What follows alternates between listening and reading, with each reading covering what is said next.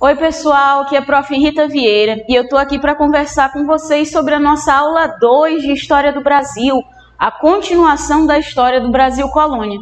A aula passada não deu tempo da gente falar de União Ibérica, então hoje a nossa aula começa exatamente nesse ponto, que nós vamos chamar de União Ibérica. A União Ibérica, numa tradução fácil, é um período em que o mesmo rei vai governar tanto Portugal quanto a Espanha. Esse período vai durar de 1580 até 1640. Aí alguém pode perguntar assim, meu Deus, prof, mas por que os dois reinos vão ter o mesmo rei? Foi uma questão de sucessão de trono.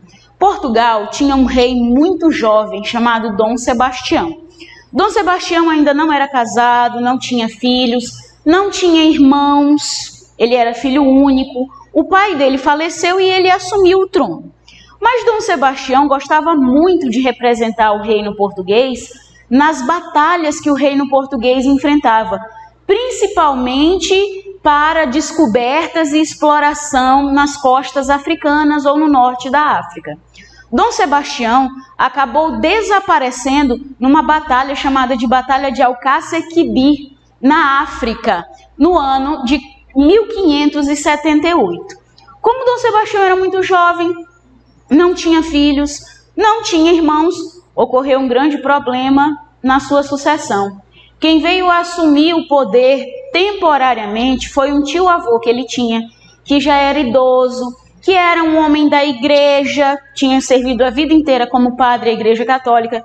Então ele também não tinha filhos. Quem veio substituir Dom Fernando quem veio substituir Dom Sebastião foi Dom Fernando, seu tio-avô, que já era idoso e era um homem religioso, não tinha constituído a família por causa da proibição da Igreja Católica com o celibato clerical, certo? 2 anos depois que Dom Fernando tinha assumido o poder no lugar de Dom Sebastião, Dom Fernando faleceu. E aí o único primo mais próximo que existia nessa família para assumir o poder era o Filipe II, que já era governante da Espanha. Então a gente diz que a União Ibérica é o período em que Dom Filipe, governante rei da Espanha, assumiu também o governo de Portugal. Aí alguém pode perguntar assim, professora, mas por que esse período da União Ibérica, esse momento em que um único rei vai governar Portugal e Espanha, é importante para a história do Brasil? Primeiro porque nele a gente vai ter o cancelamento, a anulação do Tratado de Tordesilhas. E os portugueses vão penetrar dentro do território português, gerando a expansão territorial para o oeste, ocupando terras que antes, devido ao Tratado de Tordesilhas, pertenciam à Espanha e não a Portugal. Segundo, nós vamos ter a ocorrência das invasões holandesas no Brasil. Professora, por que os holandeses vão invadir o Brasil? Porque a Holanda e a Espanha tinham problemas. A Holanda já foi colônia da Espanha e tinha se libertado há pouquíssimo tempo aqui. Então a Holanda não queria que os espanhóis tomassem conta da economia açucareira, que era uma economia que os holandeses financiavam para os portugueses aqui no Brasil. Então os holandeses invadem o Brasil durante o período da União Ibérica para controlar a economia açucareira e proibir e evitar que os espanhóis tenham acesso ao lucro da exploração açucareira no Brasil, certo? É importante lembrar também que durante o período da União Ibérica vai ser assinado um tratado no ano de 1581, que é o Tratado de Tomar. Esse tratado vai garantir a posse das terras portuguesas a Portugal, tá? Vai reconhecer a autonomia da posse aos portugueses. O que pertencia a Portugal continuava para os portugueses, mesmo o rei sendo espanhol. Enfim, é importante a gente lembrar também que existiram na história do Brasil Colônia outros tratados importantes, como é o caso do Tratado de Madrid, que foi o segundo grande tratado assinado entre Portugal e Espanha, que vai trazer para a história o uso capião e a lei do uti possidetis de fato, dizendo que a terra é de quem a ocupa, certo? Esse princípio aqui vai garantir a posse da terra para os portugueses que vão invadir o oeste do Brasil durante a União Ibérica, certo? E ocupar um território que antes pertencia à Espanha. a gente pode dizer que o Tratado de Madrid, ele é uma readaptação do Tratado de Tordesilhas em relação às terras brasileiras, que agora deixam de ser maioria espanhola para ser maioria portuguesa, certo? É importante lembrar também que em 1801 houve a assinatura de um outro tratado, que foi o Tratado de Badajoz, que retificava, que dizia assim, olha, o Tratado de Madrid tem validade. O Tratado de Badajoz foi para consolidar o Tratado de Madrid, certo?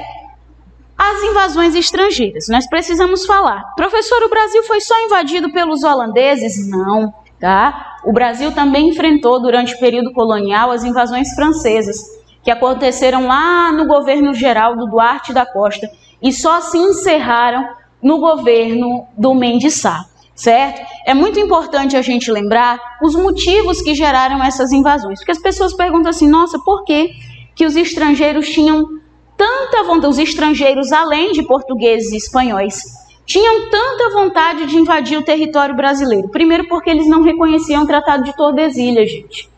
Lembra que no Tratado de Tordesilhas o mundo estava dividido igualmente entre Portugal e Espanha, e as outras nações não tinham nada, certo? Não tinham direito a nenhuma área exploratória.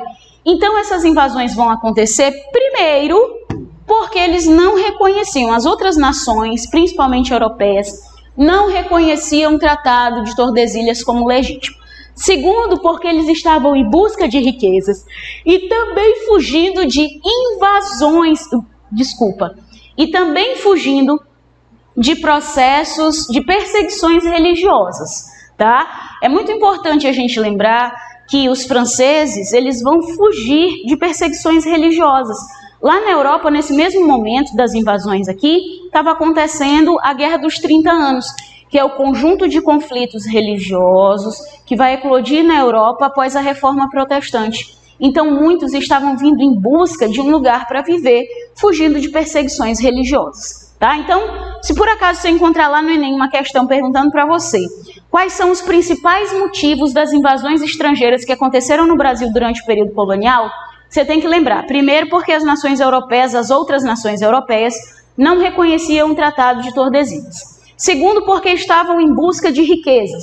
E terceiro, porque a maior parte dessa população que estava fugindo da Europa estava tentando se refugiar de conflitos religiosos. Ok? Voltando para cá. Nós precisamos lembrar que a primeira nação estrangeira, não portuguesa e não espanhola, a invadir o Brasil foi a França. Eles iniciaram a invasão pelo Rio de Janeiro e vão formar lá no Rio de Janeiro o que a gente conhece como França Antártica. Essa invasão ao Rio de Janeiro vai durar de 1555 até 1567.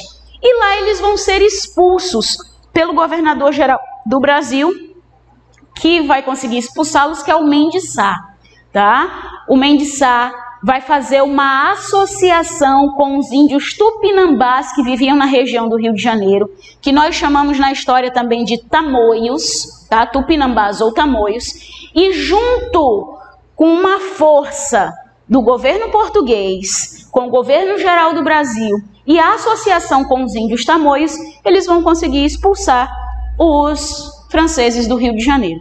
Mas os franceses não desistem do Brasil ainda não, tá? Depois que eles são expulsos do Rio de Janeiro, eles partem para uma outra região do Brasil, que é a região do atual Maranhão, tá? Eles vão formar lá no Maranhão, que nós conhecemos como França Equinocial, que é uma invasão mais curta, mas que deixa muito mais heranças do que a invasão ao Rio de Janeiro.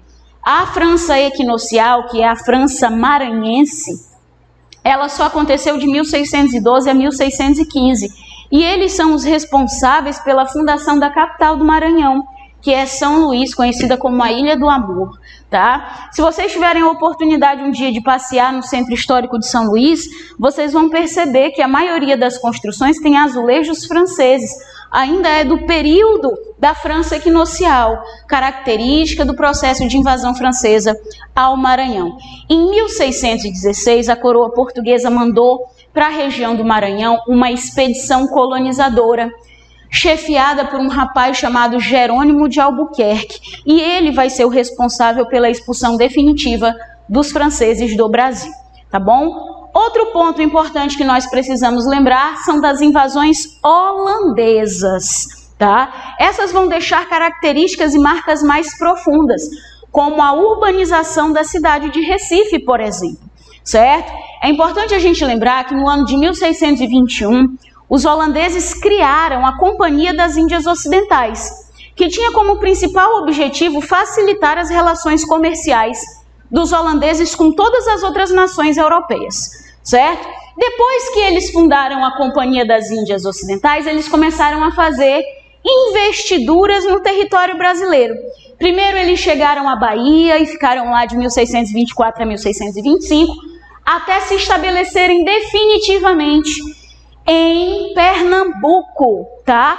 A permanência em Pernambuco foi de 1630 até 1654, quando Maurício de Nassau, que foi um dos principais líderes da invasão espanhola e chegou a ter um poder relativo em relação à produção do açúcar em Pernambuco, acabou sendo expulso pela insurreição pernambucana que aconteceu na região, tá?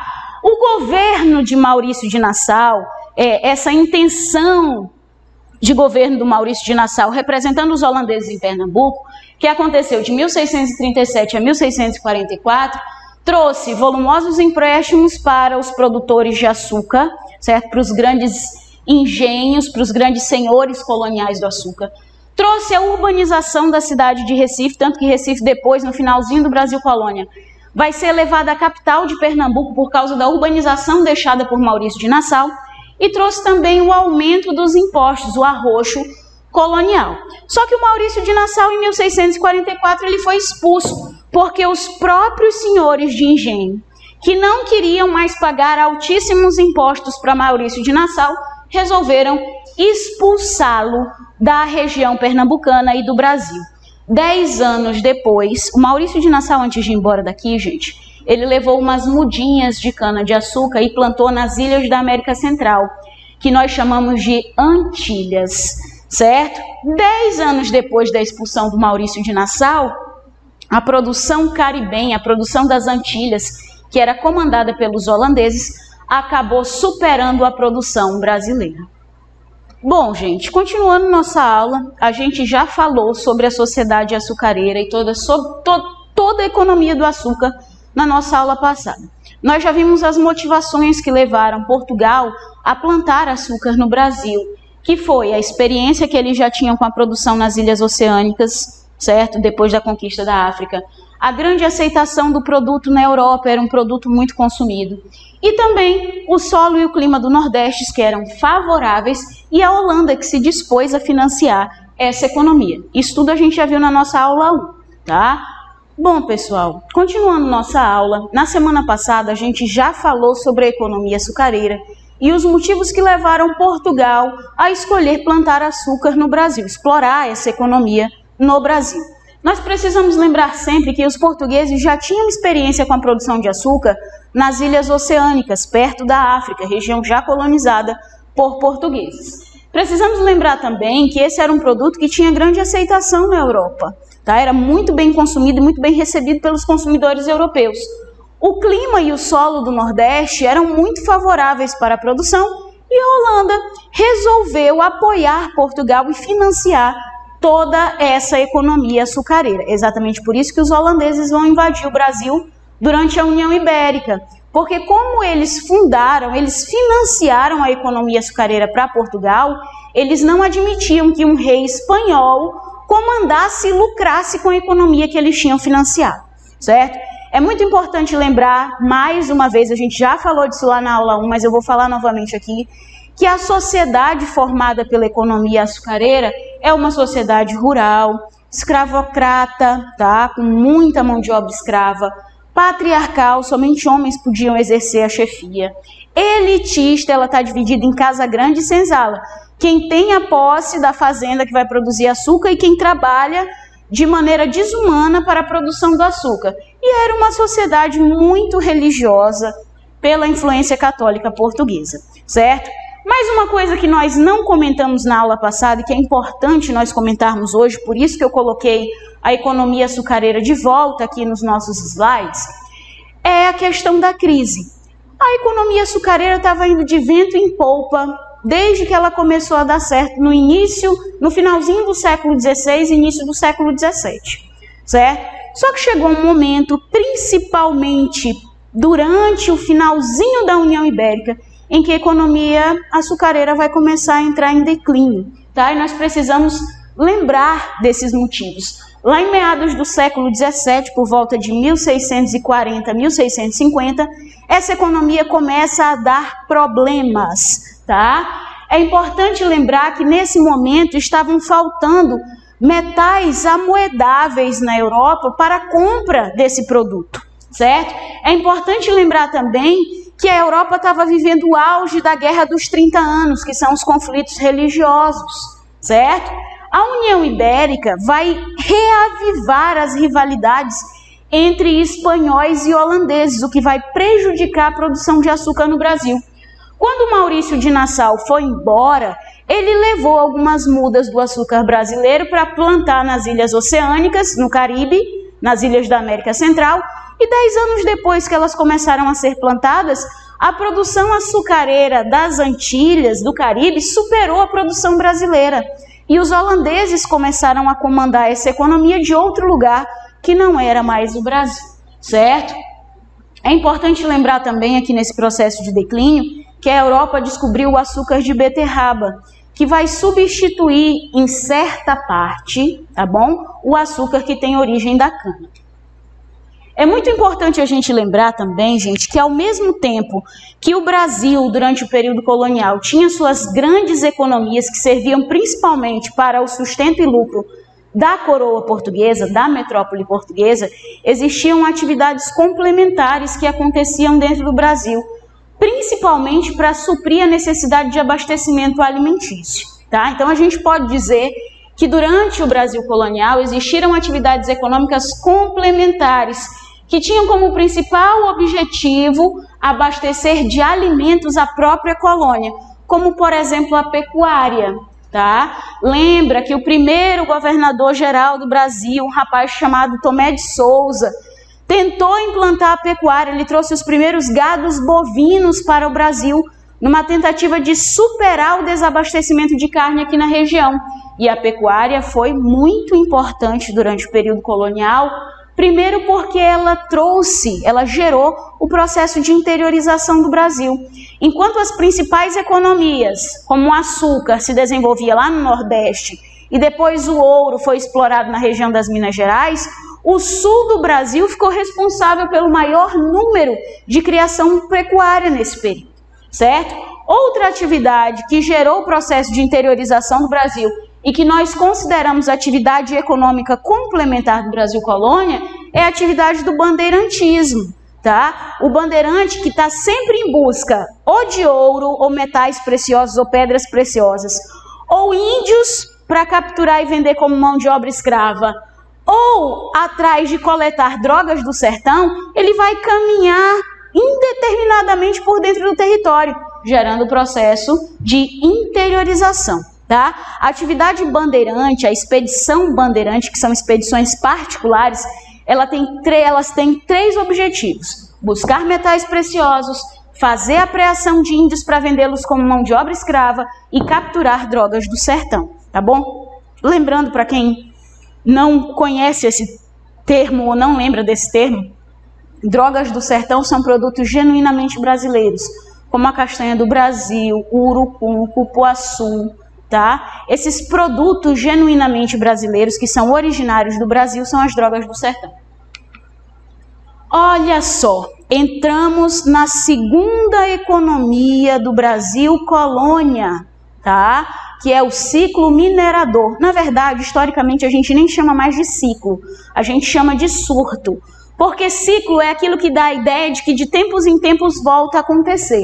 E essas economias não voltaram a ter apogeu, a ter grande desenvolvimento, tá? A gente sabe que existe exploração de ouro ainda no Brasil, mas não no mesmo volume que aconteceu aqui durante o período colonial, certo?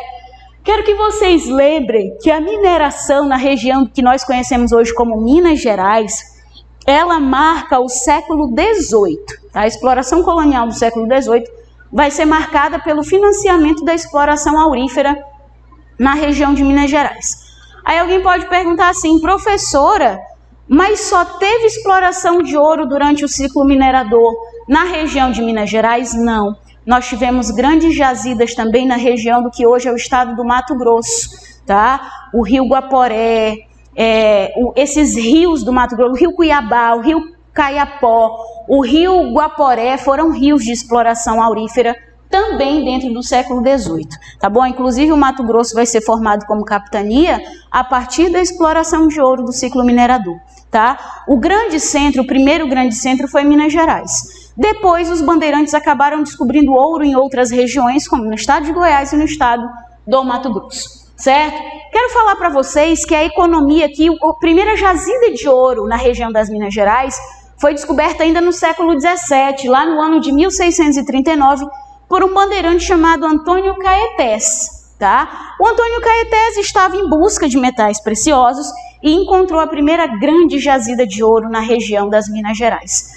Mas a coroa portuguesa só veio se espertar para a exploração de ouro no Brasil a partir do século XVIII, no ano de 1703, quando ela vai criar a Intendência das Minas, que era responsável por cobrar impostos em cima da produção de ouro aqui no Brasil. Os dois primeiros grandes impostos que nós tivemos sobre a produção de ouro no Brasil foi o quinto, que era pago uma quantia, um quinto de tudo que era explorado mensalmente por aquele minerador, e a captação, que era paga pela quantidade de mão de obra que esse minerador tinha em sua mina. Tá? Gente, é muito importante lembrar que a mão de obra da mineração também é escrava negra, tá? O indígena aqui, ele já vai ser colocado de lado, ele já vai ser preterido em relação à mão de obra escrava negra, tá? Então, a principal mão de obra da economia mineradora é também o escravo negro, tá bom? Nós podemos dizer que a coroa portuguesa vai tentar criar mecanismos durante a exploração de ouro para evitar o contrabando, o roubo ou inclusive a sonegação de impostos. No ano de 1719, a coroa portuguesa proibiu a circulação no Brasil do ouro em pó. Quem quisesse continuar explorando ouro no Brasil precisava entregar todo o ouro nas casas de fundição. E lá eles seriam fundidos, transformados em barras de ouro e receberiam um lastro da coroa portuguesa, dizendo que eram ouros legais e não contrabandeados, certo? Essa foi uma maneira que a coroa portuguesa criou para tentar evitar o contrabando e também para ganhar um pouco mais em cima da exploração aurífera no Brasil, certo? Mas nós precisamos entender principalmente quais foram as consequências do ciclo minerador, da economia mineradora, para a história do Brasil. Primeiro, nós tivemos um grande aumento populacional, porque lá na Europa, quando todo mundo escutava, olha, lá no Brasil descobriram ouro, tem ouro que jorra das fontes, a galera começou a migrar para cá sem precedentes, em busca dessa riqueza, certo? Nós tivemos na economia mineradora um desenvolvimento urbano. Cuidado, o Enem pode trazer para você uma questão pedindo para você fazer uma comparação entre a economia açucareira e a economia aurífera. E uma das principais diferenças entre elas é que a economia açucareira, ela era rural, ela se deu no campo, tá? Enquanto a economia açucareira gerou o processo de urbanização, ela se dá principalmente nas cidades. Certo? É importante lembrar que nós vamos ter um grande desenvolvimento cultural no Brasil a tal ponto que vamos ter o barroco brasileiro. Uma das grandes heranças do barroco brasileiro em termos artísticos são as obras de Aleijadinho, em Ouro Preto, tá bom? Precisamos lembrar também que nós vamos ter uma maior integração da economia. Por quê? Porque o ouro, a cidade, vai precisar de maior abastecimento. Então, as outras regiões que produzem alimentos, por exemplo, vão estar completamente integradas com a região das Minas Gerais. Vamos ter expansão territorial, porque os bandeirantes vão em busca de ouro em outros lugares, e vamos ter uma maior diversificação social. Lá na economia açucareira, só existia a Casa Grande e a Senzala, como o Gilberto Freire falou para a gente, lá no Casa Grande Senzala. Aqui na economia aurífera, nós vamos ter outras estratificações sociais, outros grupos sociais. nós vamos ter os trabalhadores livres e assalariados, nós vamos ter os homens que representam a administração portuguesa, tá? Então nós vamos ter uma maior diversificação social, certo?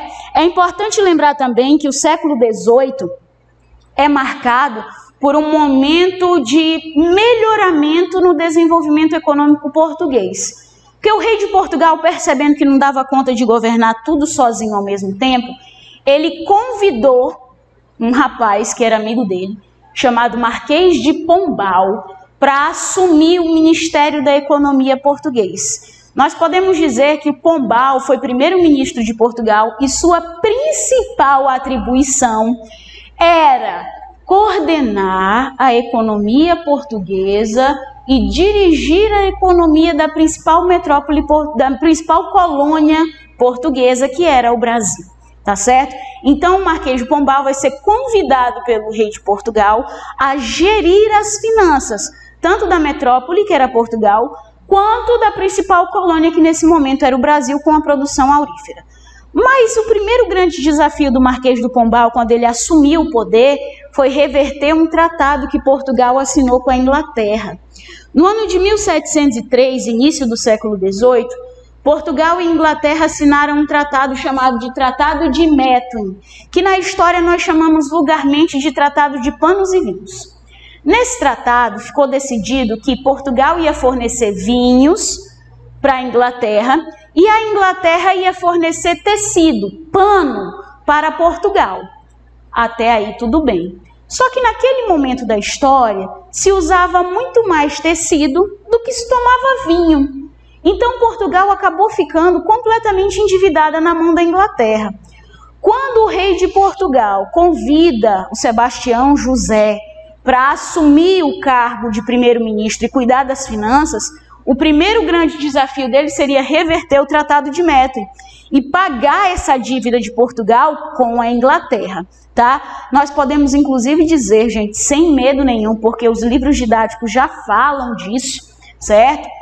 Que a economia do ouro no Brasil foi responsável pelo pagamento das dívidas portuguesas com a Inglaterra, e a Inglaterra conseguiu usar todo esse pagamento em barras de ouro para poder gerar o processo de revolução industrial que aconteceu do meio do século XVIII em diante, tá certo?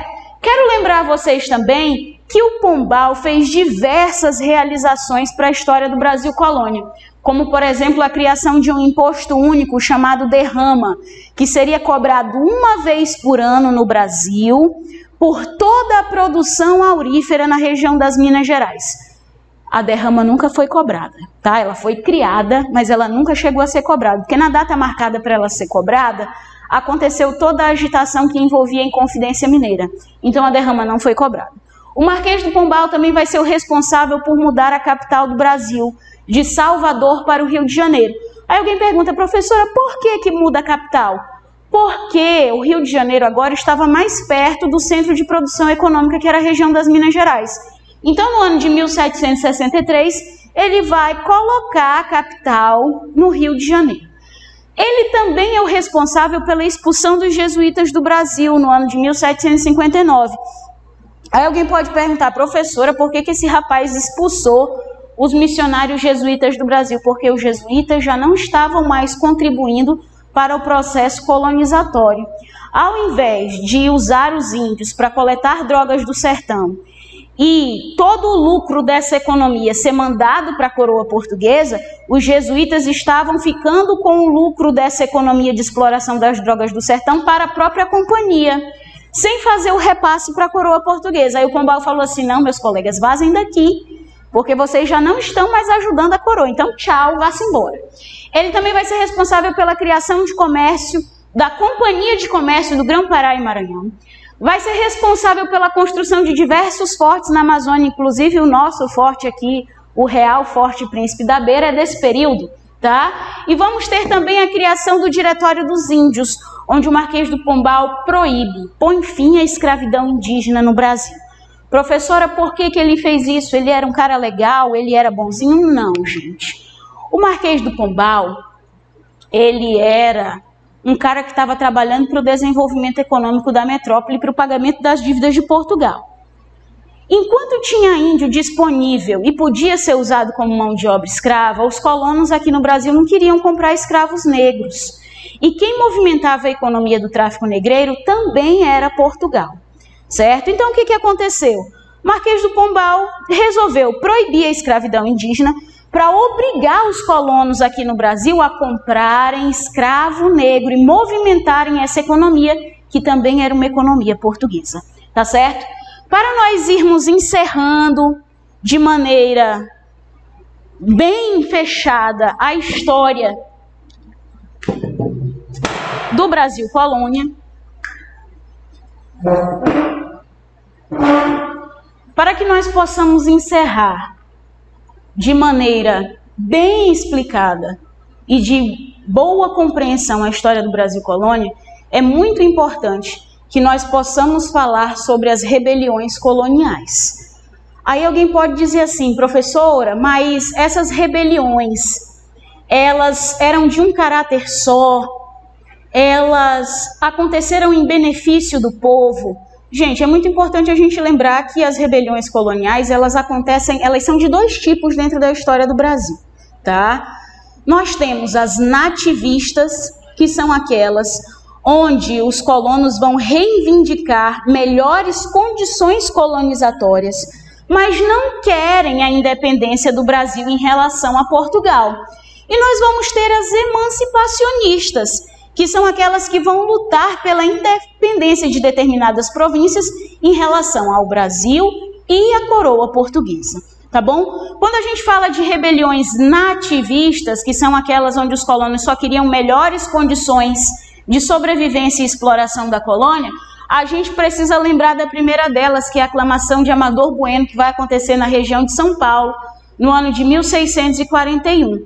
Os bandeirantes, com raiva da coroa portuguesa, vão escolher um governador geral para a província de São Paulo do próprio grupo dos bandeirantes, impedindo que alguém viesse de Portugal para gerar uma administração muito forte e muito complicada para a atividade bandeirante. Então os bandeirantes se reuniram e resolveram escolher um bandeirante para ser o governador da capitania de São Paulo, que pudesse dar privilégios à classe dos bandeirantes.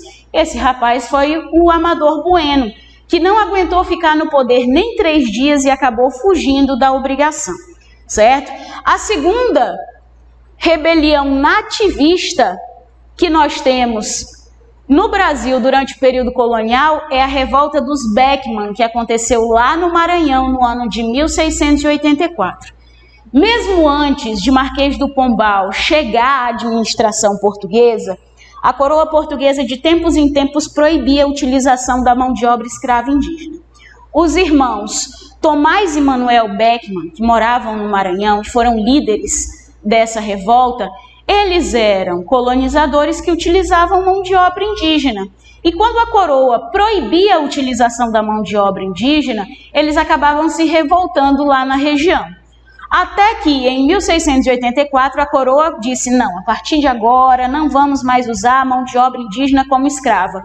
E os irmãos Beckman resolveram fazer uma grande rebelião no Maranhão, chamada de Revolta dos Beckman, exigindo o fim dessa proibição.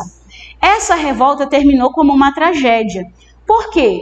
Porque um dos irmãos ficou governando a província do Maranhão e o outro foi direto falar com a coroa portuguesa, sendo assassinado pela coroa portuguesa, certo?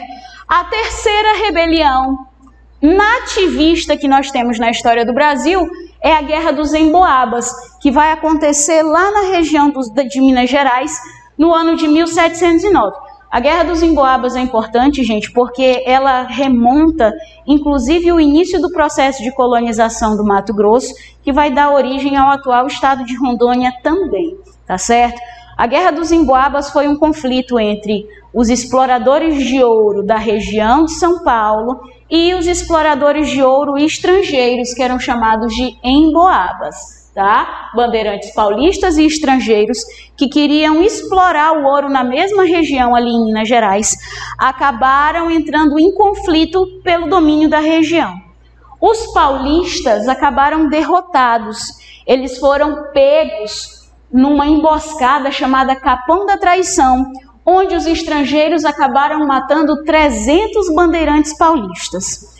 Como eles perderam, como os paulistas perderam e acabaram sendo expulsos da região de Minas Gerais, eles caminharam em direção ao Mato Grosso. E foi aí que eles iniciaram os surtos de ouro, de economia aurífera, tanto no Mato Grosso quanto em Goiás, através dessa caminhada que eles fizeram para o oeste, em busca de novos lugares de exploração, após serem derrotados pela Guerra dos Emboabas. O quarto conflito ou rebelião colonial nativista que nós temos na história do Brasil é a Guerra dos Mascates, que é um conflito entre os comerciantes de Pernambuco, que aconteceu no ano de 1710. Os comerciantes de Olinda brigando com os comerciantes de Recife para saber qual das duas cidades seria a capital de Pernambuco. Olinda era a capital até 1710 porque era o centro da produção de engenho, da produção de açúcar, mas era uma cidade rural sem estrutura de urbanização. Recife era uma cidade urbanizada como herança deixada pela invasão dos holandeses. Maurício de Nassau urbanizou Recife. E os comerciantes de Recife conseguiram, através de uma guerra, tá? Mascate significa comerciantes. Guerra dos comerciantes é a Guerra dos Mascates. Elevar Recife como a capital. A quinta e última revolta nativista que nós temos na história do Brasil colônia é a revolta de Filipe dos Santos, que também pode ser chamada de revolta de Vila Rica, tá? Pode aparecer na prova para você com qualquer um desses dois nomes. Filipe dos Santos era um minerador na região de Minas Gerais. Essa revolta aconteceu em Minas Gerais no ano de 1720. O Filipe dos Santos se revoltou quando a coroa portuguesa criou as casas de fundição e proibiu a circulação do ouro em pó. Filipe dos Santos não aceitava a casa de fundição porque ele achava que a coroa portuguesa roubava o ouro que os mineradores entregavam nessas casas de fundição. Então ele vai se unir com outros mineradores e vai gerar uma grande revolta tentando acabar com a existência das casas de fundição. Mais uma vez terminou em tragédia. Filipe dos Santos foi assassinado pela coroa portuguesa no final da revolta, certo? Depois que a gente fala das nativistas, a gente entra nas rebeliões coloniais emancipacionistas, que também podem aparecer na prova para vocês como, ao invés de emancipacionistas, como separatistas. Professora, por quê?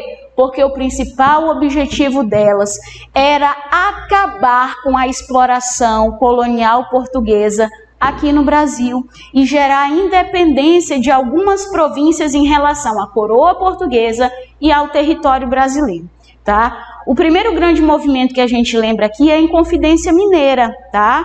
A Inconfidência Mineira, que aconteceu no mesmo ano da Revolução Francesa, foi o ano de 1789, tinha como principal motivo a cobrança abusiva de impostos pela coroa portuguesa no processo de exploração de ouro na região das Minas Gerais. Eu quero que vocês lembrem, gente, que a Inconfidência Mineira não é uma movimentação popular, como a televisão às vezes quer mostrar pra gente. Na verdade, ela foi um movimento elitista. Os mineradores, os donos de grandes minas, é que se revoltaram contra a criação desses impostos e quiseram fundar uma república independente no lugar onde hoje é o estado de Minas Gerais. Certo? As principais lideranças foram Cláudio Manuel da Costa, o Tomás Antônio Gonzaga, o Silva Alvarenga e aquele que é o mais famoso, que é o Tiradentes, o Joaquim José da Silva Xavier. Certo? Lembra que eles vão se basear na independência dos Estados Unidos, que também tinha ideais iluministas. Eles pretendiam manter a escravidão, não tinha nenhuma previsão de liberdade para o povo negro explorado, e eles tinham vontade de fundar uma república independente em Minas Gerais, com capital em São João del Rei. E o símbolo dessa revolução, dessa revolta, seria a atual bandeira do estado de Minas Gerais, tá? A rebelião foi marcada para acontecer no dia que a coroa portuguesa tinha marcado a cobrança da derrama, mas isso não aconteceu. Por quê? Nem a derrama foi cobrada, nem o processo de Inconfidência Mineira aconteceu. Por quê? Porque um dos líderes acabou se arrependendo e acabou contando para a coroa portuguesa todos os planos dos inconfidentes. Todos eles foram presos, foram julgados. Os mais influentes foram mandados para exílio fora do Brasil e o mais pobre e menos influente acabou pagando com a própria vida, que foi o Tiradentes, que foi enforcado em praça pública, depois esquartejado e exposto em praça pública para servir como exemplo. E também temos, dentro das rebeliões coloniais emancipacionistas, a Conjuração Baiana. Cuidado, gente. Às vezes o Enem pode trazer para você uma questão pedindo para você fazer um comparativo entre a Inconfidência Mineira e a Conjuração Baiana, certo? E a principal diferença entre elas é que a Inconfidência Mineira era um movimento de elite e a Conjuração Baiana foi um movimento popular. Os negros, alfaiates, que já eram libertos, que já tinham alforria, resolveram criar um movimento para gerar a independência da Bahia em relação à coroa portuguesa e ao resto do Brasil, formar uma república baiense, acabar com a escravidão e libertar todos os irmãos negros que ainda eram escravizados. Nós podemos dizer que ela acabou do mesmo jeito que a Inconfidência Mineira, mas aqui as lideranças, por serem negras e de maioria de origem humilde, acabaram sendo assassinadas. Tá bom, galera? Então, não confundam rebeliões nativistas com emancipacionistas. E nós não podemos dizer também que Inconfidência Mineira e Conjuração Baiana são o mesmo movimento ou que tiveram o mesmo caráter. Porque mesmo tendo o caráter separatista, aconteceram em lugares diferentes e tinham objetivos diferenciados. Um beijo para todos. Até a nossa próxima aula.